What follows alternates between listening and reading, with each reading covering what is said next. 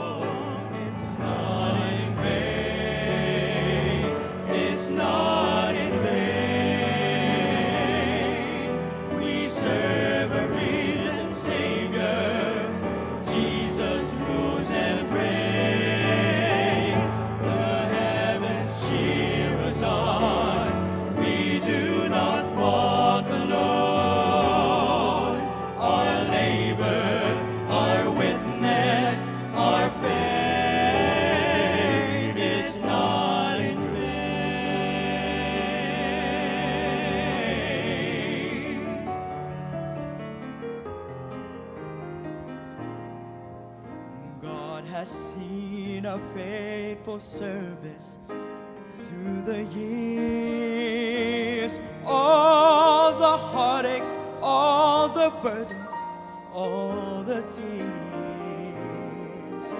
But do not be discouraged.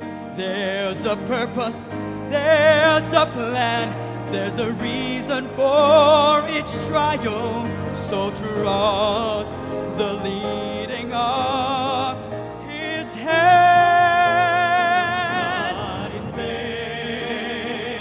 It's not in vain.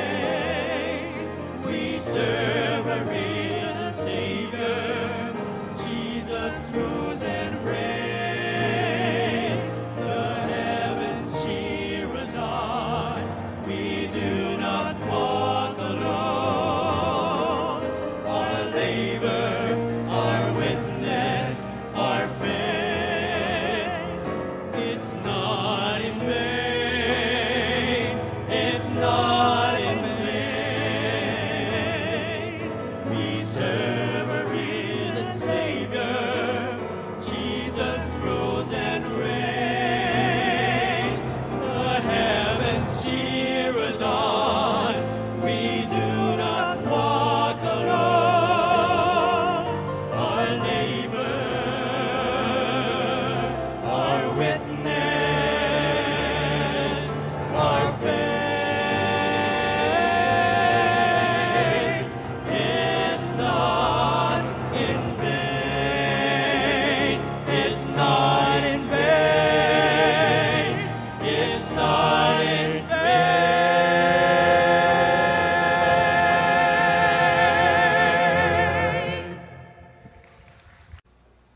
Lagyan natin ito ng masusing recognition.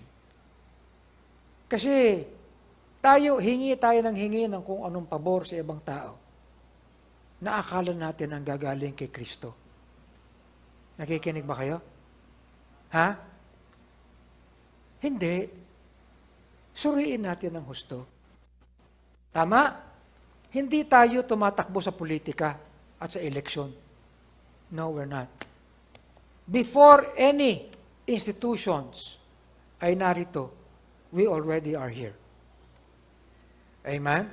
Kaya every man's work shall be made manifest. Lahat ng uri ng ating gawa, man's work, ay mamamanifest. For the day shall declare it. Anong araw? Ano man ang ating ginagawa, ano man ang ating kasigasigan, okay? Ano man ang ating labor, ano man ang ating ikinikilos para sa gawain, the day shall declare it. Anong araw yon? Ha? Anong araw? Hindi ito araw ng pagbabalik ng Panginoon. Kundi ito'y araw, no, na kung kailan ang mga pagsubok, ang mga challenges, ang mga sakit ay dumarating sa atin. Tama? Halimbawa, dumating ang pandemic. Na-reveal ang mga churches kung anong meron sila. Tama? Wala pala. Okay? Meron lang attendees. Kaya nung wala na, sarado na. Wala na nagawa. Tama, no? Pero sa atin sa Lighthouse, nung nawalan tayo ng physical coming together, tumigil ba tayo? Hindi. Why? Because we were not standing on physical lang. Because we are a spiritual house. Amen? And by the way, kanina binanggit ko sa inyo ito. Medyo nagbabago na ako ng pagtatanong ng kumusta sa mga tao.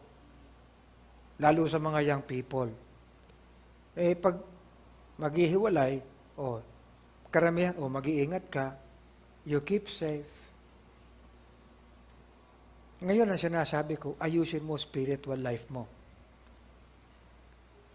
Okay? Kasi, marami ang Christian daw pero walang spiritual life. Tama? Lalo pa naman, ang sabi ng Romans chapter 8, abay, we need to walk in the Spirit. Amen? We need to yield sa Spirit. We need to be led by the Spirit. Because those who are led by the Spirit, they are the children of God. Amen? Kaya pag wala kang spiritual life, abay, tingnan mo sarili mo. Amen ba? May spiritual life ba kayo? Nasaan? Nasaan?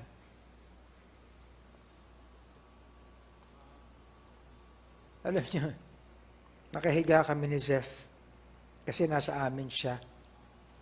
Meron siyang binabasa na devotion paggabi. Sinasagutan niya. So katabi ko si Zeph, sabi ko, you read to me the devotion. Okay? So binasa niya sa akin. Yung devotion na binabasa niya, mayroong illustration. Okay? Ang sabi daw ng bata sa tatay niya, kung ilalagay siya sa isang cube, room, ilalak siya, i-contain siya doon. Paano siya makakawala? Diba? Yun pala, biro pala yun. No? Kasi, sabi niya ganyan, walang, I don't know how to break out of the room. I would be locked. It's easy, Dad. Just have measles. Because if you have measles, then you can break out. Hindi niyo naiintindihan. Measles break out. Di ba? Virus pala yun. Nagbibiro lang yan. But how do you really break out from confinement and set yourself free? Ayun, Di ba? In most cases, hindi natin alam, nakatanikala pala tayo. Nakatanikala tayo sa kasalanan. We cannot even break from it. Di ba? Kapag wala kang spiritual life, you can never do that. Amen? Hello? Kapag wala kang spiritual life, you can never break yourself away from all these. Hindi mo kayang makipag-break sa boyfriend mo at girlfriend mo unsaved. Oh. You cannot break it kung wala kang spiritual life. You cannot break yourself free from confinement ng kasalanan. Mga emotions na hindi naman dapat. Tama? How can we break ourselves from wrong attitude? Di ba? How can we break ourselves from wrong emotions? Tama? You cannot. Kaya kung wala kang spiritual life, you have no means. Kaya tayo dito, isipin natin.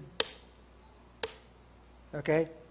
Isa yan sa dapat na kinukonsider natin na gold, silver, precious stones. Amen? What do you put on top of the Lord Jesus Christ? Who you trusted. Okay? Ano nilalagay natin? Alam niyo wag tayong maging parang kung ano na lang na tinanggap si Kristo, tinanggap din ng lahat. You can never accept Christ and accept the whole world also. Amen? You cannot accept Christ as a principle. You can only accept Christ as truth. Amen? And all others will not be truth. Okay? Pero pinagsasama-sama You cannot accept Christ as truth and then believe the kind of ideology of the world. Tama ba? Now, sabi ni Paul, by the grace of God, I am what I am. And His grace, which was bestowed upon me, was not in vain. Mga kapatid, nung tinanggap natin si Kristo, niligtas tayo ng biyaya ni Kristo. Tama? Niligtas niya tayo. Okay? Ang nagligtas sa atin mismo si Kristo. Pero, yung daloy ng kanyang biyaya, ang mismo mga kapatid, nagpa-realize sa atin na tayo ligtas. Are you listening? Ha? Yung kanyang biyaya. Paano nangyari yun? Alam niyo mga kapatid, simple lang, I will illustrate to you. Tinanggap mo si Kristo. Tama? Nakita mo ba siya? Hindi. Nakausap mo siya? Narinig mo ba siya? Hindi. Ano tinanggap mo? Para mo nasabing ligtas ka. Kung hindi mo maintindihan ng biyaya and how it flows, you will never realize the reality of your salvation. Naisip niyo ba yun? Ha?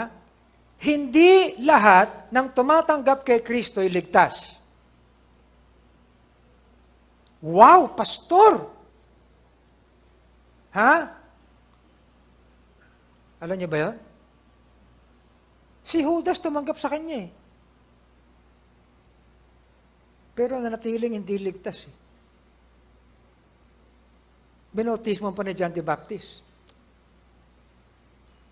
Alam niyo ba yan? Save ba si Judas? Hindi. Abe, kaya binautismohan yun mukhang nagkaroon ng fruit of repentance Kaya binautismohan ni John.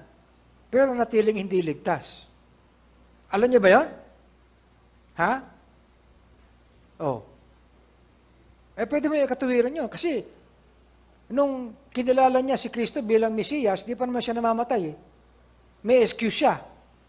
Tayo. Ang punto, hindi natin nahipo ang kamay ng Panginoon. Tama? Hindi natin narinig ang kanyang boses. Lalo naman mga kapatid, na hindi natin pinagbabasehan ng emosyon. Hindi porko umiyak ka, ligtas ka. Tama? Nako, pastor, paano yan? Baka hindi ako ligtas. Alamin mo. Ito, kung wala kang spiritual life, talagang questionin mo yung kaligtasan mo. Wala kang spiritual life Amen? Kaya hinahamo ko kayo lahat. paatin natin, wala kang spiritual life. Nakikisama ka lang, nakikisaw-saw ka lang, nakikisabay ka lang eh. Hello? Bakit? Kasi pastor, may maganda fellowship dito eh. Magaganda ang chicks dito.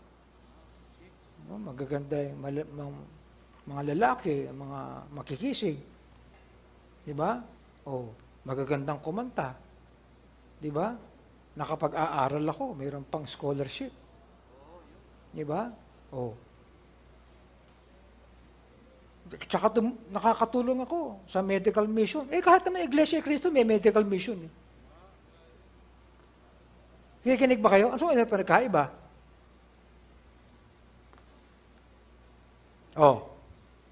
Pastor, ang sakit mo naman magsalita. Sinusuguro ko lang, mga kapatid, na tayo lahat ay tumatayo sa totoong biyaya ng Panginoon. Ayaw na ayaw ko na matapos itong mensaheng ito na hindi mo alam. Amen? Alam nyo, hindi ako believe yung sa forward ng forward. Hindi ako believe dun. Pero naniniwala ako na lahat ng members ng Lighthouse ay dapat magpresenta ng ating sarili-sariling lupang katawan sa Panginoon. Sapagkat yan ang ating reasonable service. Hanggat tayo ay nagkakait ng ating lupang katawan, wala kang reasonable paglilingkod. Di ba? Present your bodies, a living sacrifice, holy, acceptable to God, at ito ang inyong reasonableng paglilingkod. Tama? Pinapanalangin ko pa, pastor wala ka pang reasonableng paglilingkod kasi nananalangin ka pa lang. Tama? Ang sabi ni Paul, wag mo ipanalangin, you present. Amen? Lumapit ka. Ipresenta ang ating mga katawan sa Panginoon. Amen? I did that myself when I was in second year high school. Panginoon, itong aking katawan na ito, sa iyo ito. I did that. Hindi ko sinasabing gawin nyo rin. Pero sana gawin natin lahat. Amen? Hindi yung oras mo lang at yung abilidad mo lang. No! Your bodies. Amen? Kaya, kahit mahirap pagmotor, imomotor ko yun Hindi naman ako pwede magmotor na wala ako sa motor. Pwede ba yun? Benji? Hindi baka pag umandar yung motor, wala ako. Bihira. Ibang klase ito. No. Bodies, kailangan ng katawan yan. Tama? Pag nakarinig ka nagpapiano rito, wala si Joseph, delikado yan. No. Pambihira, may nagpapiano. Di ba?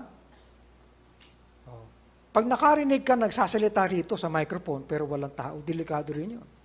Pero kinakailangan may katawan yan. Anyway, the grace that was bestowed to us, sabi ni Paul, hindi vain yan. At yung effectiveness ng biyayang yan ay na-manifest kay Paul when he labored. And when he labored, more abundant than they all. Kita niyo yan? Kita niyo sukat yan? Tama? Ibig sabihin, mayroong parameters ng sukat. Ang biyaya. Ang daloy ng biyaya. At sabi niya, hindi ako. It was actually a performance of the grace of God which was with me. Wow! Are you listening? Kaya mga kapatid, hindi lang tinanggap ni Paul yung grace. Kasi nakalagay dito the grace which was bestowed upon me. Yun yung sinasabi ko. Ang biyaya ay hindi lang tinatanggap. Hindi lang kinakain yung biyayang pagkain. Kasi ang sabi din ni Paul, No? Hindi ka pwedeng kumain kapag hindi ka nagtatrabaho.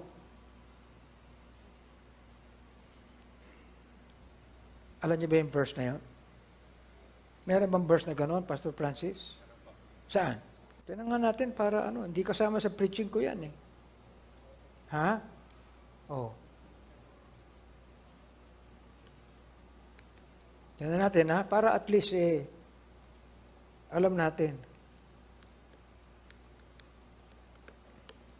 Anong sabi ni Paul?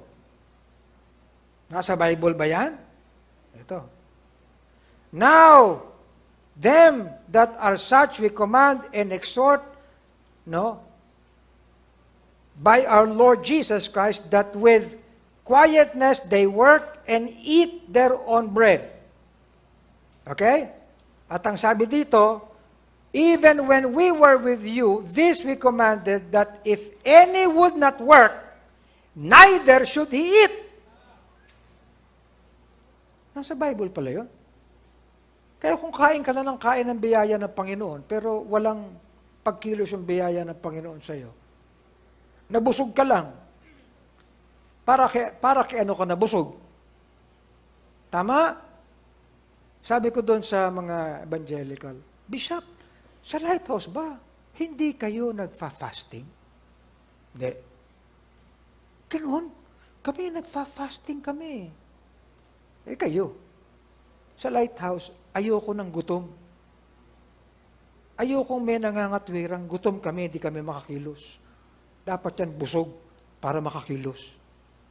Tawa siya. Pero totoo yun eh. Totoo yun. Amen ba?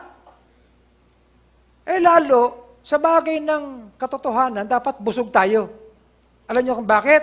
Kapag tayo ay payatot sa katotohanan ng salita ng Diyos, wala silbi buhay natin. Amen?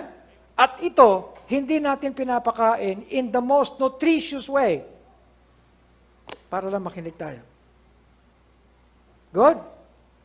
Balik tayo sa ating outline. May mga picture dito. Ito. Apo ko ito. Yan. Uy! Uy! Ito, ang ganda ng apo ko. Yan. Diba? Nanganak na si Reza kagabi. Kaya kulang yung tulog ko eh. Kaya hindi naman ako natutulog ng maayos. Kaya ipipreach ko na lang. Pasensyahan tayo lahat pag mahaba yung mensahe. The true grace of God in which we stand. Ngayon, huwag na natin puntahan yan. Balik tayo sa text natin. The God of all grace. Kung ang Diyos ay God of all grace, meron pa bang ibang pinanggagalingan ng grace? Ha? Meron pa bang ibang pinanggagalingan ng grace? Samantalang yung all grace sa Kanya na. Okay? So, mga kapatid, yung iyong sinasabing grace, hindi grace yun. Kapag wala si Kristo sa grace mo, hindi grace yun. Because grace came by Jesus Christ. Amen. Come on. That is the truth. Hindi lang yan totoo. Katotohanan yan. Kaya wag tayong believe sa mga iba na gumagamit ng ganong salita. Alamin natin. We have the more recognition of such sapagkat alam natin ang salita ng Diyos. Right? Oh. Siyempre, kung sabi nila, God is good all the time, God is good, yun lang na lang yun. Because good is just beneficial. Yun lang ang Diyos sa kanila. But you know what? God is more than good. He is gracious. Amen? Okay, now, at siya, He called us unto His eternal glory by Christ Jesus, that after ye have suffered a while.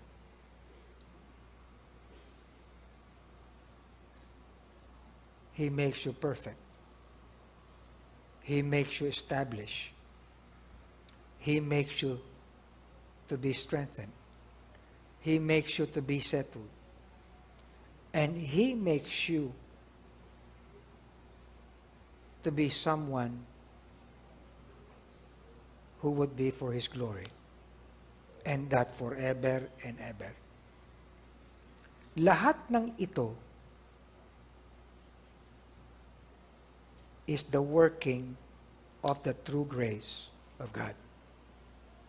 You understand? Lahat ng yan ang working at manifestation ng totoong biyaya ng Panginoon. So pag-usapan natin, totoong biyaya ng Panginoon. Ibig sabihin, hindi natin sinasabi na hindi totoo yung iba. Pastor, hindi totoo yun, na-receive ko yung grace. Totoo yun. Pero, ang sinasabi ni Peter dito, ay yung kabuuan na dapat resulta ng biyaya ng Panginoon sa atin. Kasi, yung iba, shortcut lang. Yung iba, tingi lang. Yung iba, kaunti lang. Tama ba? Oh. Parang kumanta ka lang yan. But until then, kumanta ka. Pero ang kinakanta mo pala lahat chorus. Wala yung verse. Okay? Parang ganun lang. Pero, kung sasabihin mo, totoong kanta, tapusin mo yung buong kanta. Tama? Okay. Now, you now have a sense on what is the true grace of God. And its real working in our lives.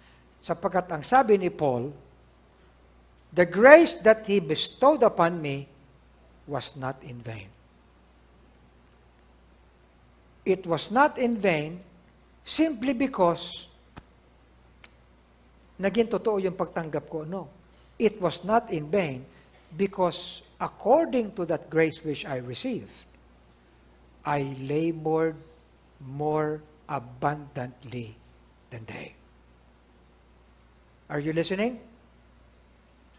Amen? Oh. So hindi lang the grace that He bestowed to me, tapos na. Hindi yun. But there is now something that happened. That grace, sabi niya, it's not me. It's the grace of God in me. Okay? You notice kung anong kaibahan? So, ibig sabihin, nabuo yung buong circle ng work ng grace. Amen? Halimbawa, sabi mo, sa biyaya ng Panginoon, ako'y naligtas. Ayun, hinango ka lang. Tapos na. Ligtas ka lang. Mga kapatid, kaya tayo gawain ng Panginoon, no, ay sapagkat niligtas tayo. Amen? At may dahilan ng ating kaligtasan para magawa natin yung gawain ng Panginoon. Correct? Oh. Kaya, kung ikaw, ligtas ka lang, pero wala kang involved sa gawain ng Panginoon, hindi kabuuan ng grace yung nasa iyo. Ang kinakailangan, makita sa atin yung kabuuan ng biyaya. Sapagkat hindi kulang yung biyayang binigay sa atin. Buong Kristo yung tinanggap mo eh. Correct? Sino ba sa inyo ang tumagot ng kalahating Kristo? Wala, di ba? Buong Kristo yung tinanggap natin eh. In fact, Kristong magpakailanman. Tama? Hindi Kristong pangligtas lang. Pangkaligtasan lang. Kinakailangan, Kristong may buhay ng mga ligtas. Amen? Oh. So, kung pag-uusapan natin yung sinabi ni Peter, pag-usapan muna natin kung sino yung kinausap niya. Balik tayo sa... Saan tayo nag-camp? Ha? Mount Makiling. Sino ang sinulatan ni Peter ng kanyang epistola? Sino? Ito,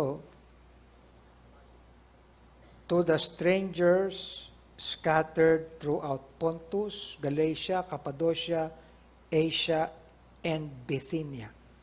Nasaan yung mga lugar na yan ngayon? Ito ba'y totoo mga lugar? Yes. Ngayong mga araw na ito, nasaan yung mga lugar na yan?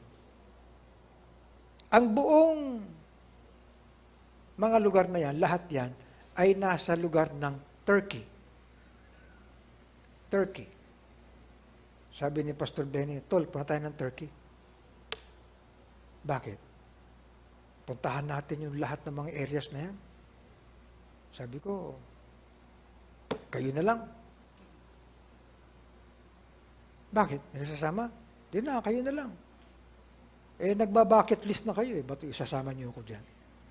Matatandaan na kayo eh.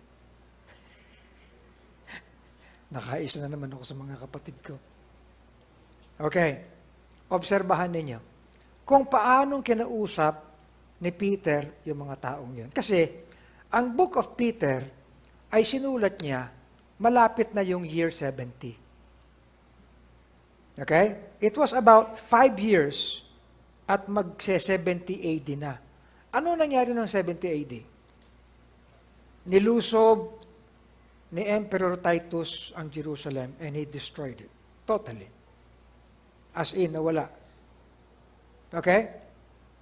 So even before that, because of persecution, nagsimula nang mag-scatter ang mga mananampalataya sa iba't ibang lugar. Napunta sila sa mga lupain na hindi nila kilala. They became, under kung sino-sino mga kaharian. Mahirap yun. They became aliens and they became strangers. Okay? But even as they were strangers, ang sabi ni Peter sa kanila, you're God's own. You are elect.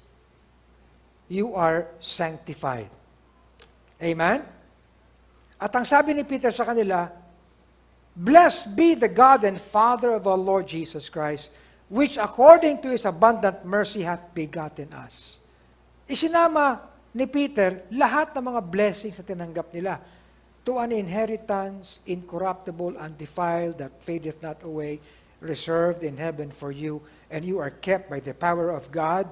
Ibig sabihin, the Apostle Peter was comforting them, giving them a reason and reasons to go on. Why? Because of the reality of sufferings and persecutions. Amen? Talagang mahirap ang buhay ng mananampalataya na yan. Okay? Kaya kung babasahin natin, for example, ito, puntahan natin sandali, 1 Peter. Yan, 1 Peter 1. Makikita natin dito, ang sabi that the trial of your faith ay precious. Huwag niyong isipin na hindi kailangan yan. Kailangan yan. Precious yan.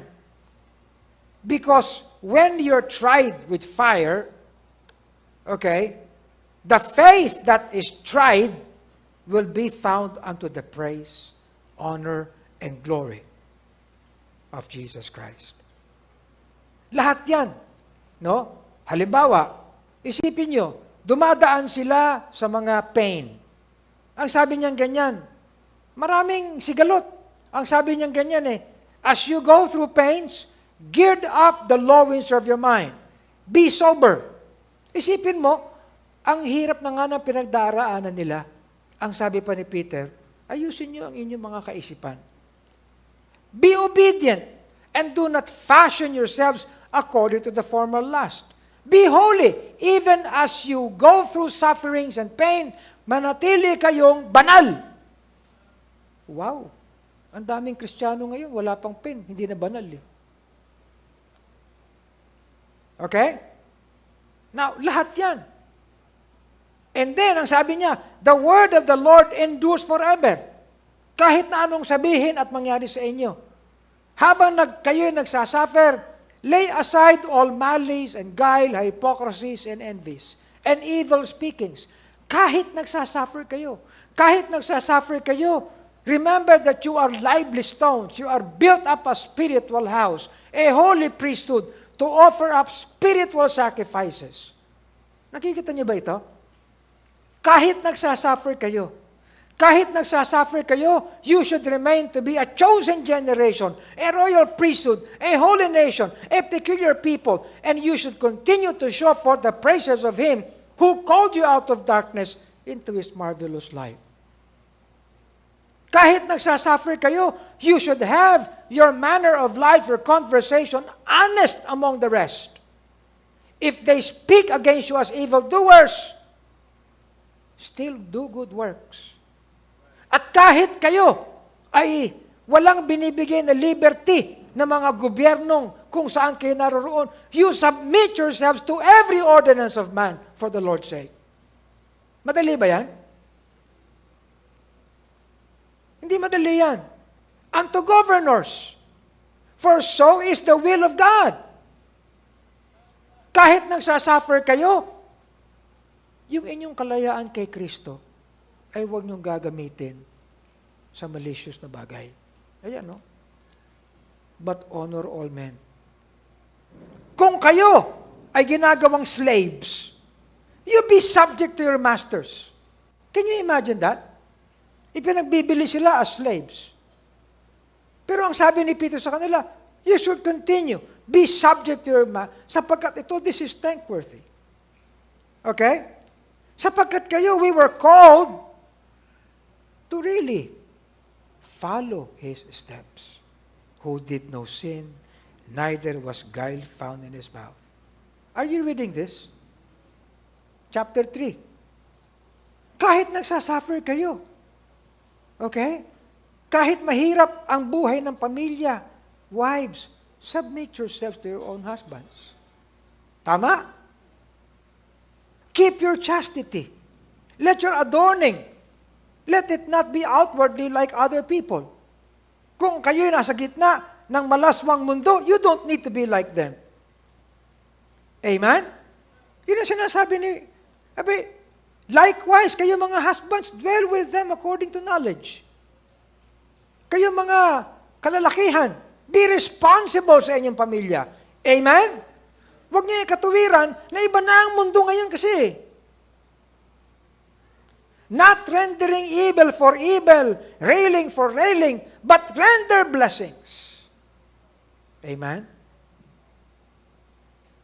You know why? Because the eyes of the Lord are over the righteous. You see? Sanctify the Lord in your hearts. If it is better, if the will of God be so, that ye suffer for well-doing. Gumawa kayo ng maigi, mabuti, testimony. Take care of your testimony. If you suffer for well-being.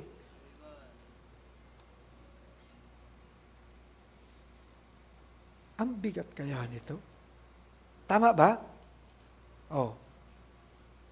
Tapos ang sabi pa dahil si Kristo suffered for us in the flesh, you should arm yourselves likewise with the same mind to be ready to suffer. Ayan, no? And suffering, you cease from sin.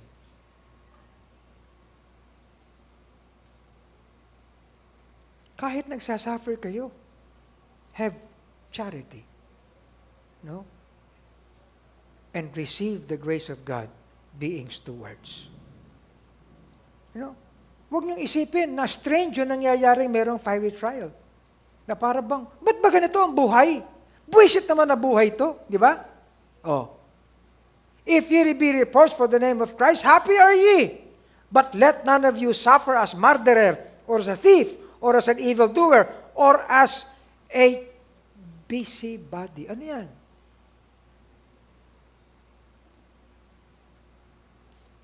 Yet if any man suffer as a Christian, let him not be ashamed. Wherefore, let them that suffer, according to the will of God, commit the keeping of their souls to Him in well-doing, as unto a faithful Creator. Bottom line, tinanggap ng mga sinulatan ni Peter that they definitely will go through sufferings. No questions. Tama? May hirap na buhay. Maraming temptations. Maraming hinaharap. Okay? Ngayon mga kapatid, maraming mga mananampalataya, hindi na tumatagal, they give in. Amen? But they have not suffered like these people suffered.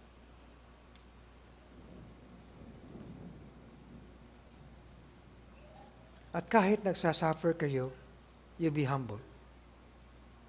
Kahit nagsasuffer kayo, you just cast your care upon Him. Kahit nagsasuffer kayo, you be sober. You be vigilant. Kahit nagsasuffer kayo,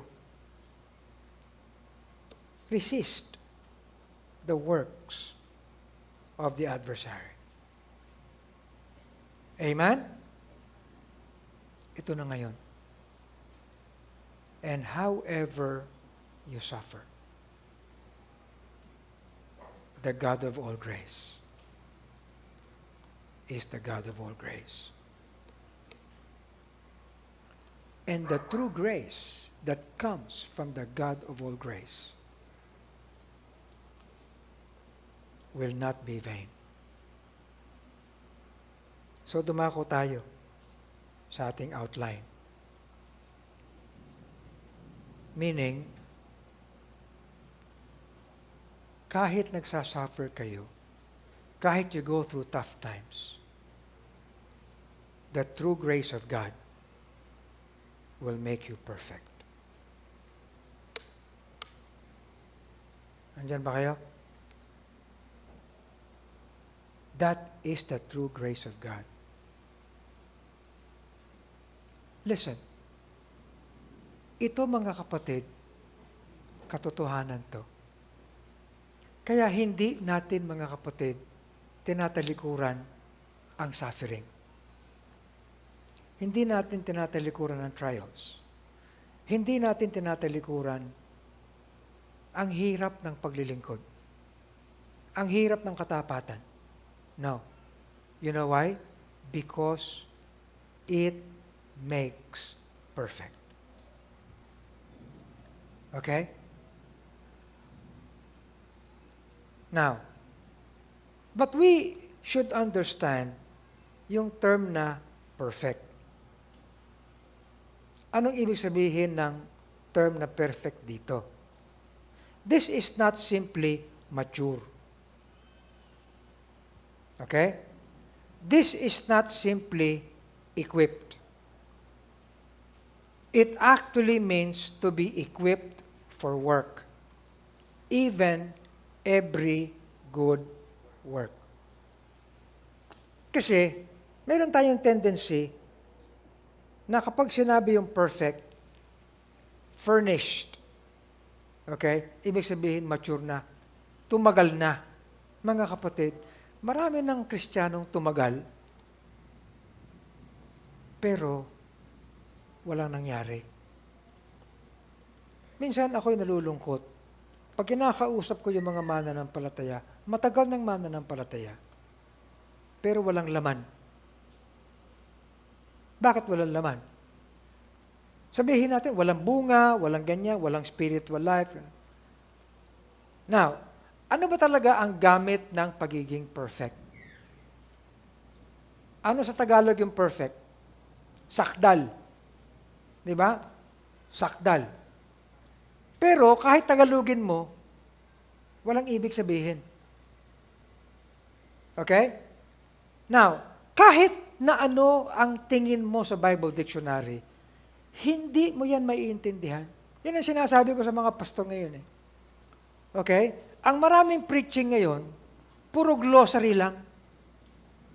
Pupunta sa mga Bible Dictionary, pupunta sa Griego, pupunta sa Hebreo, tapos akala mo ang lalim-lalim na nung kanilang sinasabi. Akala mo yun na yun. Yung mga Bible dictionaries, hindi inspired yun. Kaya kinakailangan, we should draw the meaning from the context. We should learn to do that, mga kapatid. Kasi kung dictionary lang, mga kapatid, hindi nagdagdag ng glossary index ang Panginoon sa Bible. Tama ba?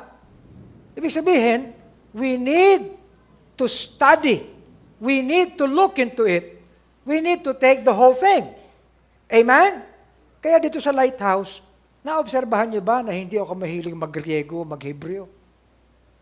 Kundi, inalalatag natin, kumukuha tayo ng ibig sabihin ng term sang-ayon sa kabuuan ng sinasabi. Amen? Okay. Ngayon, yung word na perfect. Kung titignan natin yung word na perfect, ang sabi, for example, ni Paul sa mga taga-Corinth, "Finally, brethren, farewell. Be perfect." Wow. Okay Be of good comfort. Be of one mind. Live in peace, and the God of love and peace shall be with you. So, anong ibig sabihin ng perfect doon?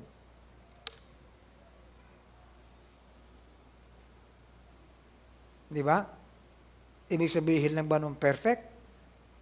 Matagal ka ng Kristiyano? Tumagal ka? Ha? Look at Hebrews 13. "Now the God of peace, that brought again from the dead our Lord Jesus, that great shepherd of the sheep, through the blood of the everlasting covenant." Wow! Ang daming attribute ng Panginoon, di ba? After all those attributes, ang sinabi dito, make you perfect. Perfect to where? And perfect in what? Ibig sabihin, perfect in every good work. And not just in every good work. They are good works to do His will. Naintindihan niyo? So, ang ibig sabihin pala ng perfect, hindi mature lang. Hindi yung may alam lang. Kasi maraming taong may alam, may degree, pero walang silbi. Tama ba? Okay? Parang ano yan parang yung tao na all-knowing and master of none. Ang galing. Lahat pwedeng i-explain, pero hindi umaasahan. Oh. Look at this. "And He gave some apostles, prophets, evangelists, pastors, teachers." Sino ito mga to? Yan ang sumulat ng New Testament. "For the perfecting of the saints."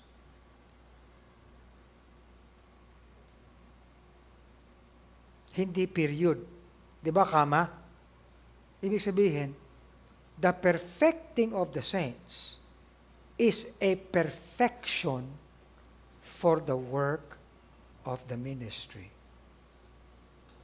Tumutuloy dito.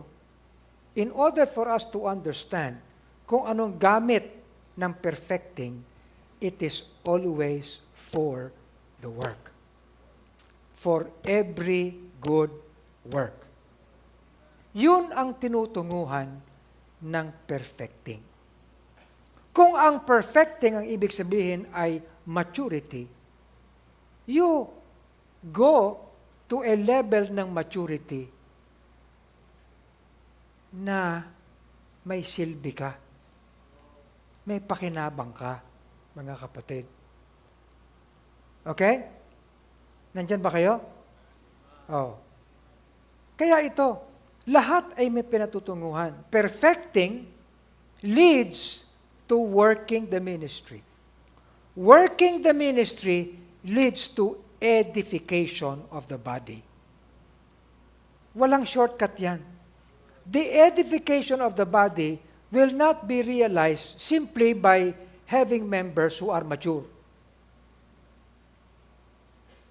Amen? It is having members who are fit to work, to be part of the work. to be part of the labor. Amen? Yun. Kaya ang sabi dito till we all come in the unity of the faith, of the knowledge of the Son of God, unto a perfect man. Look at that. Na ang perfect man ay may sukat. Ang sukat niyan ay ang stature ng fullness ng ating Panginoon. Ano ang fullness ng Panginoon? And of His fullness have we received grace upon grace. Kaya nung dumako ang Panginoon dito, He fulfilled the work to the finish. Amen? Kaya kung naghatid ang Panginoon ng grace, it was grace that worked. Amen? Sipin niyo, Epapras, ang sabi ni Paul sa mga taga-Colossae, who is one of you, a servant of Christ saluteth you, always laboring fervently for you in prayers, that ye may stand perfect. Complete. Na ano? In all the will of God. Can you be in the will of God without action? Huh? Can you be in the will of God without working? No. Mga kapatid, hindi pwede. Talagang ikikilos mo upang tayo ay maging nasa kalooban niya. For we are His workmanship, created in Christ Jesus unto good works. So, if we will be perfect, we will be perfect to work. All Scripture is given by inspiration of God at kapay-pakinabang sa doctrine, reproof, correction, instruction, that the man of God may be perfect unto all good works. Tama? Okay. Let me get down to the bottom line here, mga kapatid. Itong mga mensaheng ganito ay hindi para sabihin, sarap pakinggan, amen. Nakakataba ng puso. Nakaka-bless. Diba? Hindi. It is to draw everyone to be perfect in every good work.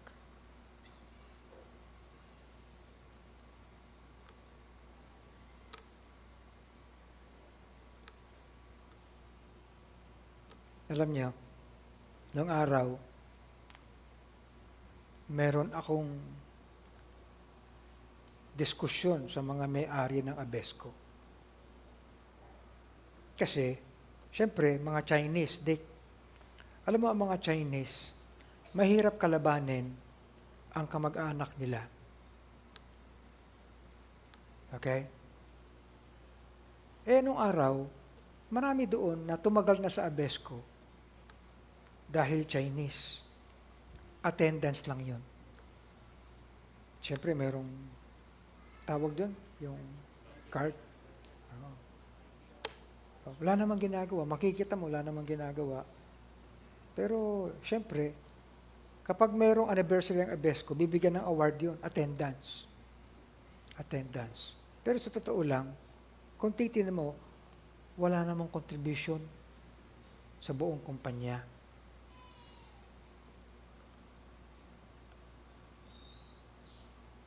Well, I did something na medyo kakaiba.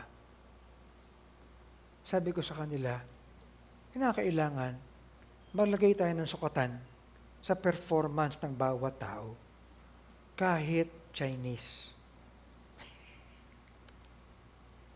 Ayun. Sa kanila nasilip because we'd like everyone to be productive sa company. Productive ang oras. Tama? Productive ang contribution sa buo. Okay? Tinuturuan ko nga sila. Kako ang marketing. Tinuturo ko nga to kay Maricar. Ang marketing, iba yan. Merong corporate marketing, merong product marketing, merong sales marketing, merong service marketing. Maraming uri ng marketing. Saan ang contribution mo? Ngayon, kumuha ako ng mga managers. Isa lang ang kinakailangan kong sabihin. Itong taong yan is fit for the job. It's perfect for the job. For what we actually want to be done. Ganun lang naman yan, di ba? Mga kapatid. Now, yung perfecting that grace gives us, that comes from God, kinakailangan talaga dumaan tayo sa mga testings. Huwag nating iisipin na hindi natin kailangan ng hirap, na hindi natin kailangan ng challenge, na hindi natin kinakailangan ng mga mahihirap na kondisyon sa buhay natin. Ayaw natin yan. But you know what? It makes us to be more fit for the work. Amen? Kaya tayo mga mananampalataya, hindi natin ini-exempt ang ating sarili sa mga mahihirap na gawain. Totoo yan. Yung choir, nandiyan kayo. Kahit hindi kayo kakanta, nandiyan kayo. Tama? Yan ang ministry nyo eh. Alam niyo ba na tayo na lang ang church na ang choir nakaupo sa likod? Ha? Wala na. Kahit malalaki ang mga churches, wala na yan. Tayo na lang. Okay? At nariyan sila hindi lang para umawit, kundi nariyan sila to fill their seats. Amen? So that others may learn how to fill seats. Amen? Nariyan sila para magkaroon ng training na hindi inaantok. Nariyan sila para, maging ehemplo kung paano maging. Maraming bagay eh. And we can actually cite a lot of things. Amen ba? Halimbawa, parang si pastor naman kasi hindi tumitigil kung ano ipapagawa. Ang daming pinapagawa eh. Nandyan yung God is able, nandyan yung kung ano, ganyan, ganyan, ganyan. You know what? Do you realize that for everything that we do, it makes us more fit and profitable? Amen. Abay, anong sabi ng mga taga God is able? This is how a church should be. Di ba? Isipin niyo kung hindi natin isusubo ang ating sarili sa bagay na yan, would we learn? No. And each time, mga kapatid, we look into the Word of God, palagi tayong hinahamon. Palagi tayong hinahamon. Be in His will. Do the work. Be steadfast, unmovable, abounding in the work of the Lord, kahit na mahirap. Why? Because it makes us more fit for the job. Perfect. Amen? Let patience have her perfect work, that she may be perfect, entire, wanting nothing. I'm glad minsan na sabi, pag lighthouse yan, okay yan. Di ba? Pag dumaan yan sa lighthouse, yung training ng lighthouse, okay yan. And I would like that to remain. Amen? Why? Because of the God of all grace. Na kahit yung mga bagay na ayaw natin pagdaanan, through His grace, that comes by observing His will here, mga kapatid, we become perfect. Kahit ang mundo natin, kailangan mga kapatid na mga tao na kapakipakinabang sa maraming bagay. Amen? Hahamunin ko kayo. Yung mga disciplines natin, kahit saan, i-apply natin sa lahat yan. Amen? You know, hindi ko gusto na ibibida ko yung sarili ko sa inyo. Pero alam niyo mga kapatid, sabi sa akin ng mga members ng Board of Trustees ng PLM, alumni, sabi, Bishop, alam mo, nagpapasalamat kami na ikaw ang presidente namin. We would not be this way kung hindi sa iyo. Okay? Why? Because everywhere we should be placed, we should be fit. Amen? We want people from Lighthouse to be fit sa government, to be fit sa business, to be fit sa employment. Amen? To be fit in the academe, to be fit in the schools, to be fit everywhere. Amen? To be perfect for every good work. Huwag niyo nang isipin na pandito lang yan. Kahit nasa labas tayo, be perfect for every good work and give glory to God because of the grace of God. You see, kung magagawa natin ang lahat ng bagay rito as training platform for us to be perfect in every good work, then let us do so. Amen? Kaya hindi lang yan surrender. No! Hindi na natin kinakailangan pang magkaroon ng formalities ng surrender dito. Let everyone be able to present ourselves to God. Ang sabi ni Paul, not as though I had already attained. Either were already perfect. But I follow after. Sinusunod ko yung pinakadahilan kung bakit ako ay dinala ng Panginoon sa Kanya. I count not myself to have apprehended, but this one thing I do. I forget those things which are behind, and I reach forth to those things which are before, and I press toward the mark for the prize of the high calling of God in Christ Jesus. Let us therefore, as many as be perfect, be thus minded. Amen? Kailangan natin ng mga young people, mga workplace people, fit sa ating media ministry, fit sa ating CLC. Amen? Fit sa ating paglipad. Fit sa lahat ng ating ginagawa ng mga pag-abot. Fit sa soul winning. Fit sa lahat ng pwedeng gawin, mga kapatid. Fit sa Manifold Grace Center. Walang gagawa niyan kundi tayo. Hindi natin pwedeng i-outsource yan. That is the grace of God in us. Be perfect.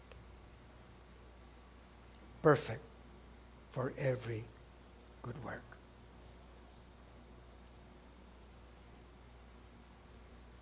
Palagay ko sa gabing ito, reviewin natin ang ating buhay. Yung iba sa inyo dito, lumaki na dito eh. Pero, lumaki ka lang para sa iyo. Wala na. Yun lang yun. Why? Tinanggap mo lang ang biyaya ng Panginoon for your own consumption? Why? Paul did not do that. And Peter actually was telling them, the God of all grace, after you have gone through trials, you have gone through testings, and you were willing to be tested, you were willing to go through, make you fit, make you perfect. Amen? How do we respond? Isa lang, Lord, I don't want your grace to be vain in me. Let your grace not be in vain. But I'm here. I am here. Let's stand and pray. Dakilang Diyos, Just one simple point, dear God, for us tonight. Marami pa. Pero Panginoon, ito lang single point na ito would tell us na ang pagiging perfect pala sang-ayon sa iyong biyaya, Panginoon, ay hindi lang yung tumanggap kami ng biyaya, kundi sa lahat, Panginoon, ng dumaan sa aming buhay, yan man ay peak or valley, that grace will make us perfect. Thank you for joining today's The Pulpit. We hope you were greatly blessed by the preaching of God's Word.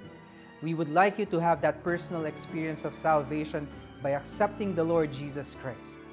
And by doing this simple prayer, you can accept Christ in your heart. Our dear Lord and Heavenly Father, thank you for the opportunity of salvation.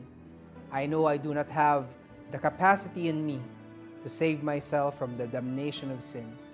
I accept you as my personal Lord and Savior. In Jesus' name, amen. The Bible says, if you have prayed this prayer, but as many as received him, to them gave he power to become the sons of God. And the Bible says, he that hath the Son hath life. If you would like to know more about the Bible, send us a message via Facebook at Lighthouse DBC FB page or via text message at 0928-522-2683. We'd like you to continue growing in Christ, so we invite you to join our coming together every Sunday at 9 in the morning and 4 o'clock in the afternoon. Also on Tuesdays and Thursdays at 7:30 in the evening. See you again for the next episode of The Pulpit. Thank you and God bless.